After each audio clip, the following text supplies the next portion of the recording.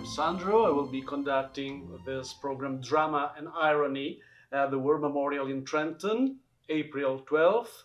Looking forward to seeing you there. Why Drama and Irony? The program includes the Overture from an Italian in Algiers by Gioacchino Rossini, the concert in D minor K466 by Mozart, and the Fourth Symphony by Ludwig van Beethoven.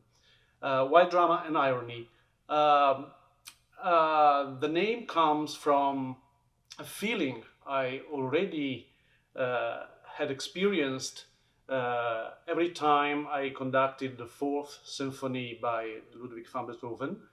Um, I have always thought that the very beginning of the symphony has a quote from the Dies Irae, a medieval sequence, the Day of Wrath. A medieval sequence which starts with this melody. Dee da dee da dee da da da.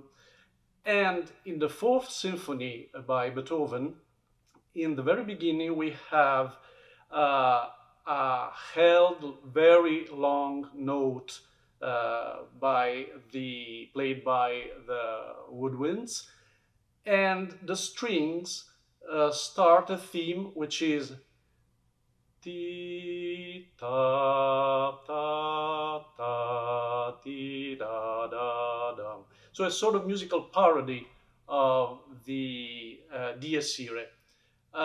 So the beginning seems to be something very dramatic, tragic, but when this introduction reaches its climax, let's say, suddenly the very dramatic scales of the orchestra turn in a very joyful theme.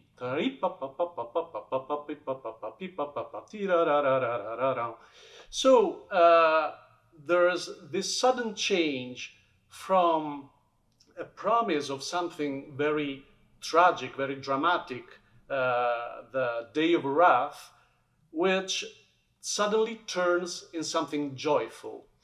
And actually, many scholars highlighted this idea of the Fourth Symphony by Beethoven as one of the few happy moments in his production, his symphonic production. So this was the very beginning of the idea of making a program structured around the idea of drama and irony. Irony meant as something like, let's not take ourselves too seriously. And this is exactly what much music by Rossini is about. Rossini is very well known for his very brilliant, frolicsome music, also in his serious operas. But actually, we know that he suffered from depression, and beneath these apparent or also actual frolicsome themes, there's always, in my opinion, there's always something sad. So, somewhat, his music also invites us to face to the idea of something which can be joyful, but that will have an end. Somewhat like facing to the idea of the inevitable death, but in the same time, a sort of invitation to taking us not too seriously, to enjoy what we have during our life. And as a sort of parallel, we have this composition by Mozart, the concert in D minor, which also has this sort of double phase. D minor is a key, we know that it was a key which meant drama to Mozart. There's a tale to be told about my personal connection with Beethoven's Fourth Symphony. Uh, I started conducting in the year 2000 after already almost 15 years as a professional singer. Conducting had always been a dream of mine, but actually, my training started in a very random way because a very close friend of mine and we decided for an experience exchange. I would give him vocal lessons, he would give me conducting lessons. Also, because I was already giving master classes, and sometimes I had to manage ensembles with several singers, sextet, or scenes from an opera.